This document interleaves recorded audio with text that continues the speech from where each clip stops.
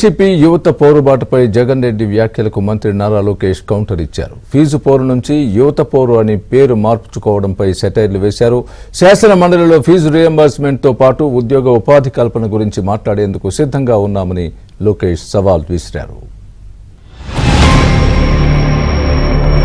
పిల్లలకు సంబంధించిన చదువులకు సంబంధించిన కేటాయింపులు చేసి చదువులను ఆదుకోవాల్సింది పోయి పిల్లలను ఆదుకోవాల్సింది పోయి కేవలం 2600 కోట్లు మాత్రమే కేటాయింపులు చేశామన్నట్టుగా చేసి పిల్లల చదువులతో ఆడుకుంటా ఉన్న ఈ ప్రభుత్వానికి బుద్ధి చెప్పే కార్యక్రమం పిల్లలతో పాటు పిల్లల తల్లిదండ్రులతో పాటు కలిసి చేసే కార్యక్రమం కూడా యాదృచ్ఛికంగా ఈ రోజు ప్రొటెస్ట్ కార్యక్రమం కూడా ఈ రోజు కూడా జరుగుతూ ఉందని కూడా చెప్పడానికి కూడా సంతోషపడతా ఉన్నా.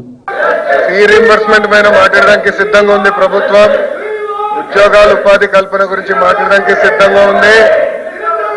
గత ప్రభుత్వం పెట్టిన 4500 కోట్ల బకాయిల గురించి కూడా మాట్లాడడానికి మేము రెడీగా ఉన్నాం అధ్యక్ష. వింత ఏంటంటే ఫీజు పోర్ అని పేరు పెట్టి తర్వాత ఫీజు పోర్ నుంచి యువత పోర్ అని పేరు మార్చుకుంటూ కూడా చాలా నవ్వుకుంటున్నారు అధ్యక్ష. బయట వాళ్ళకి దేనిపైన పోరాడుతున్నారు ముందు క్లారిటీ ఉంటే బాగుంటుంది అధ్యక్ష.